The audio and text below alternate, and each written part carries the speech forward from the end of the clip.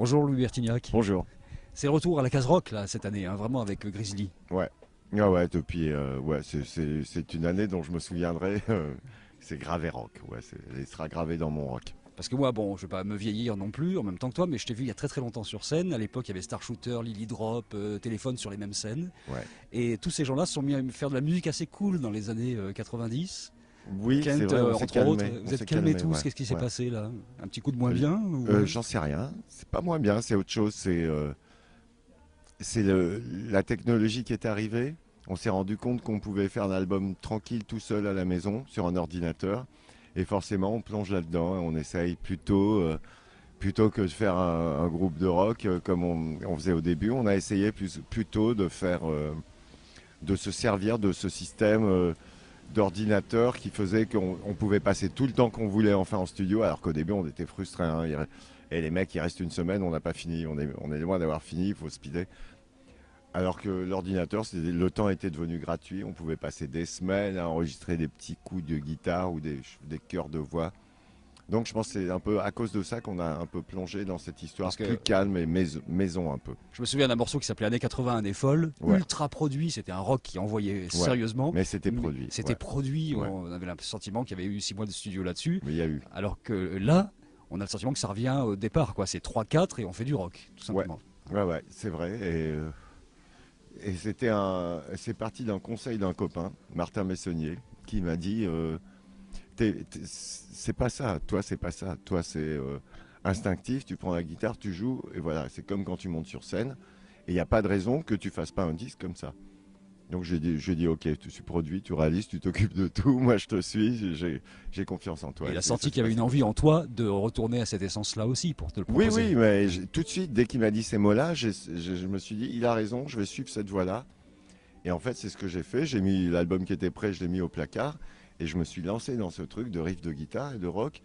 Et ça fait que il m'a dit le studio, j'ai réservé samedi et dimanche. Et dimanche, ça va être fini. Ah bon, tu crois? Il dit, tu verras. Et effectivement, dimanche midi, c'était fini. Et c'est très simple. Ça s'est passé de manière très, très pure comme ça, très roots. Est-ce que c'est une façon de donner un message aux petits jeunes qui font du rock? Je pense à Deportivo, par exemple, qui est là ce soir, en disant les gars, on peut être d'une autre génération, mais on a encore envie que ça envoie un tout petit peu et ça reste le plaisir Ils intact. sont pas si jeunes, des parties, je les Ouais. connais. Mais bah, c'est pas le but, c'était pas de dire aux gens voilà on peut faire comme si.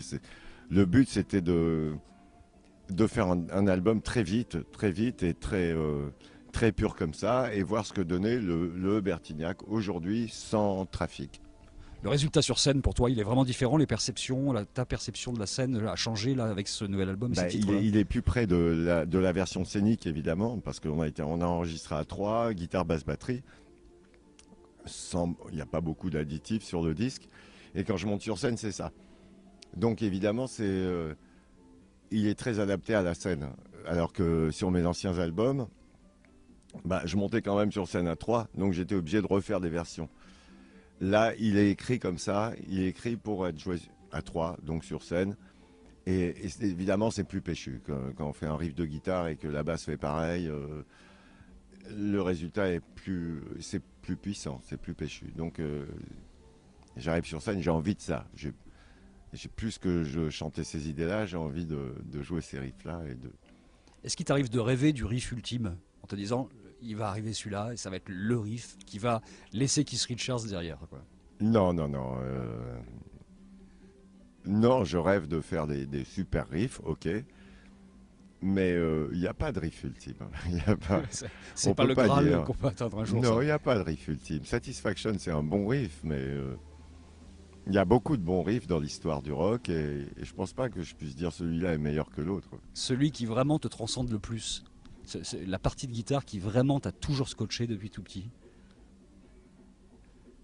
Il y a pas, je crois pas qu'il y en ait.